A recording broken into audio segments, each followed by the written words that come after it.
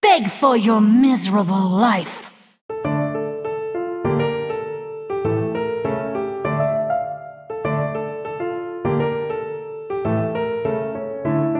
I'm surprised I'm not getting to this sooner. Then again, the discourse never really prompted such a discussion before. I was a big critic of cartoons throughout the last decade being paced like some 900-episode anime that nobody but the guy in the Naruto hat who smells vaguely of cheese that you see on the bus every day cares about, and I was often met with pushback on that from people who thought it wasn't a problem. Now those people are complaining about actually good shows being rushed, so I get to have some laser-guided payback and feel really smug about the fact that their terrible opinions haven't changed in years and that mine are vindicated with the passage of time.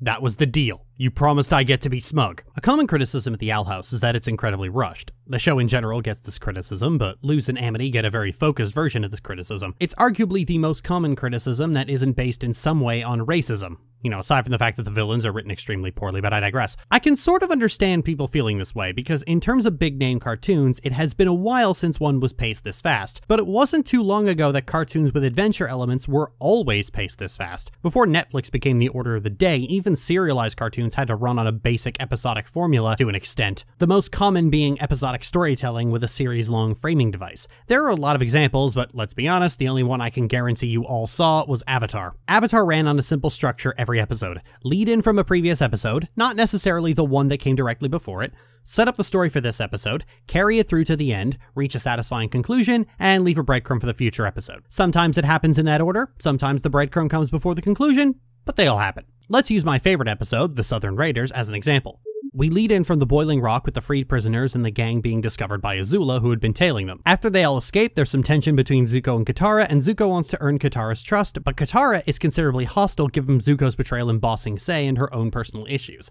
After talking to Sokka, Zuko realizes that he can do something to earn Katara's trust, help her take vengeance on the man who killed her mother. They gear up and get ready to leave, Aang behaves like a victim-blaming asshole, and they head out to track down the Southern Raiders. There's a false lead at first, but they eventually track down the man who actually murdered Kaya. Then we conclude with Katara taking revenge on her mother's killer. People often dispute that this is what happened, as she didn't kill him, but she did make him feel as scared and helpless and doomed as he made her feel that horrible day. Despite Aang's urging, Katara doesn't forgive him, she shows him mercy. Mercy, at its core, is undeserved. Forgiveness is something that a person has to earn from you, but mercy is something that you make them beg for. You make every day of their life a gift from you that they do not deserve. Katara did in fact get revenge, even if the narrative doesn't recognize it as such. She made the man who murdered her mother beg for his miserable life. Then they go back to the camp, and there's a conversation where Katara decides she's ready to forgive Zuko, who did earn it because he helped her get closure, and never once judged her for wanting vengeance. Zuko and Aang had a conversation about justice through death, which leads Zuko to ask Aang what he's going to do when he faces Ozai if he's so insistent that killing is always wrong, which is a breadcrumb that leads into Sozin's Comet, the next proper episode of the series. Just a moment for a brief tangent because I thought this was interesting. It's funny that this is the penultimate episode of the show, because there was a huge firestorm of a ship war back when this show was on the air, between people who shipped Katara and Aang versus Katara and Zuko, in spite of the fact that Katara and Zuko did not even get on friendly terms until just before the finale. But there's enemies to lovers fans being stupid again. I just thought it was neat to point out. You can repeat this process with almost every episode except for the Tales of Ba Sing Se and Ember Island players. One thing you can see here is that every episode moves the story forward in some way, either through character development or plot development. And it's notable that this stopped after a while. During the 2010s, the notion of a brisk pace became anathema to many producers.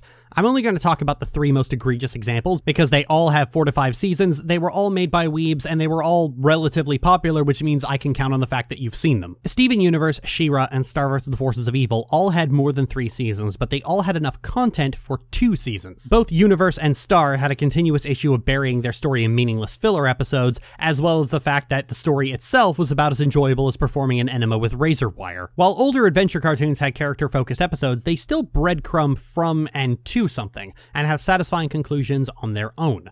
These two do not do that. Their stories are random, unfocused, and lead to conclusions that mean very little if they do at all. And worse even, their story-driven episodes often end on unsatisfying cliffhangers, which is different from a breadcrumb because a cliffhanger, by design, lacks a satisfying conclusion. Star vs. the Forces of Evil had the added problem of the ongoing Starco plot that lasted so unbearably long that it went from being something popular to something people vehemently hated with the way they kept dragging it on and on and on. They should have gotten together in season 3, not in the second to last episode. Star vs. pulled every old school cruel trope designed to keep people watching without giving them a reason to watch. Just keep dangling the carrot over the audience's head. Steven Universe was written like a shonen anime with tons of filler that didn't understand why those shows had filler in the first place. And by season 3, anyone with 2 brain cells to rub together already knew where the show was going, and at this point it was just shit or get off the pot. She-Ra was a bit of a different beast entirely because it was a Netflix show and therefore designed with unhealthy binging in mind. Entire seasons were posted at once and Netflix's audience was already completely acclimated to binge culture. And this formula doesn't work for binge watching because then there's too much information to absorb at once, and while asking the average Netflix user to not binge like a gluttonous hog chomping away at bags of Lay's at a time is possible, good luck getting any results from it. Disney Plus had its original shows operate on weekly releases, and some people get really pissy about that and decide to hold off so they can binge it anyway. And that's actually a really bad idea because you need that time to process what you've seen and think about it, because episodes of The Mandalorian, WandaVision, and Falcon are designed to be watched one at a time, and binging them is actually a terrible idea. Okay, I know I'm generally using mockery to describe people who are like addicted to Netflix, even to the point where they'll hold off on watching a good show just because they can't binge watch it. And I know I kind of like make fun of those people in the show a lot, but I am serious here. Stop binge watching. You are hurting. Like, it's not just unhealthy. Like, it's not just massively unhealthy, as in you are potentially killing yourself by doing this for extended periods of time. It's also making you enjoy shows less because you just eventually breeze through the whole damn thing in a stupor and you don't really just stop and absorb and think about what it was you've just watched. This is why this is why weekly releases are good, because it gives you time to digest what it is you've watched. It gives you time to think about it and maybe come back and enjoy it more. This is why the best time to watch The Owl House is when it comes back from its hiatus, because you get that week to like watch the show, talk about it with other people, discourse with people. It's really good, and it's good for you. It gets your brain moving, it gets you thinking, and gets you doing something other than just sitting glass-eyed in front of the TV, your eyes glazed over as you just watch episode after episode after episode after episode, throwing each one away the moment it's over and immediately moving on to the next one. Seriously, it's not just unhealthy. It's not just bad for your health. You'll enjoy shows a lot more if you just put in a little bit of restraint. Please, I am begging you, because the push to get people to binge watch is actively making shows worse. So She-Ra had 2 seasons of show stretched out to 5 seasons because Netflix was expecting you to watch it all in one day. You probably remember that Steven Universe did a similar thing with the Steven Voms and the Summer of Steven, which had 1 episode stretched out into 6 almost for no reason. She-Ra also had its own Starco, a romantic tension between Adora and Catra set up in episode 1 that quickly became a fucking tumor. Putting aside the problematic elements of just how hostile and violent they are to each other most of the time, because I understand that's contentious, the romance arc was one big carrot on a stick to keep people watching that went on for 3 seasons too long and ended on a love confession that is one of the worst pieces of dialogue I have ever witnessed. If you didn't already love Catra, this wasn't going to make you love it, that's for fucking sure. The thing about shows like this is that they were all over the damn place in the 2010s and even into 2020 a little. A lot of these shows didn't even have writers and instead had outlines done by the storyboard team, which in terms of production decisions is one of the fucking dumbest ideas I've ever heard. We don't have writers should be the thing that gets you kicked out of a pitch meeting. When you look back at all of that, you can understand why going back to a series that has good pacing can be overwhelming for some people. But the thing about The Owl House is that it doesn't waffle. It doesn't have episodes that achieve nothing. Every ongoing story thread, with the exception of Hunter, makes forward progress with each episode it has devoted to it. Take Luz and Amity's relationship, as it so frequently gets the criticism of being rushed. It only feels rushed because every episode devoted to Luz and Amity's relationship makes some kind of forward progress. Lost in Language sees them get on less hostile terms. Adventures in the Elements sees them establish a friendship. Understanding Willow sees the first inklings of Amity's crush on Luz. Enchanting Gromfright establishes that crush blatantly. Escaping Expulsion establishes that those feelings are reciprocated. Through the Looking Glass Ruins has them both confront those feelings. Knock Knock Knocking on Hootie's Door has them confess and become a couple. Eclipse Lake shows how they both very differently approach their new relationship, with Amity projecting her abusive home life onto it and learning to accept that Luz isn't going to make her justify her existence, and Luz openly showering her new girlfriend with affection. None of these episodes wallow in the status quo. None of them end with the two of them at the same place they were before. The closest thing to an episode that does that is Wing It Like Witches, which just sprinkles 3 moments of gay panic into an unrelated story just for fun. The rest of them make a concerted effort to move things forward every single time. But people aren't used to that. Even before the 2010s ruined television, romantic arcs were dragged out very long, and it was common to have upwards of 10 episodes of characters mutually pining and achieving nothing. And people are so accustomed to this, they'll often argue against people who say that these stories should just get on with it already. I've complained about this molasses slow pacing many times in the past,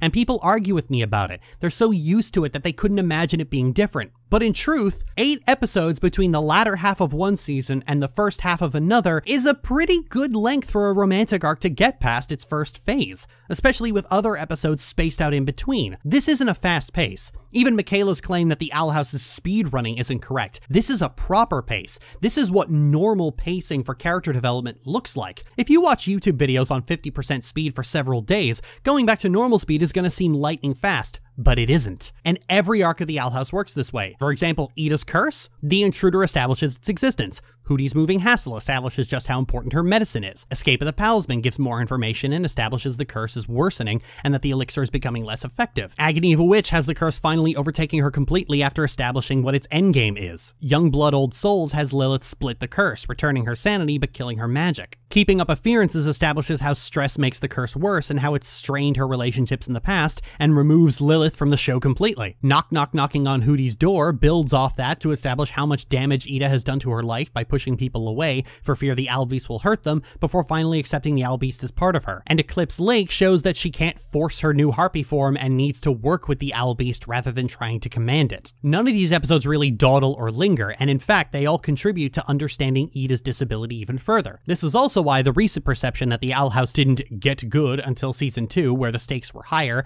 and there was more tension, is a load of horseshit. As if character introductions loses growth into a more mature person, the character arcs going on between Ida, Luce, Amity, and King, and establishing the Emperor's Coven as a threat instead of simply a nuisance was all a waste or something, because season 2 wouldn't be as good as it is if it hadn't been for all of the things established in season 1. Season 1 is actually a very dense season, it's just that a new subset of Owl House fans don't care about an episode if it's not about Bellows or Hunter. The next time you find yourself thinking a show with a brisk pace is rushed, stop and remember that we're coming off a decade of slow, dragged out, intensely poorly paced shows, and that 10 years of TV can very much influence your perceptions. Slow, almost anime waiting for the comic to produce more content style pacing is not something we should hold up as the norm. It should never take 4 entire seasons for 2 people who very obviously want each other to spit it the fuck out. And it certainly should not take 5. Other shows aren't rushed. Your slow ass needs to hurry the fuck up.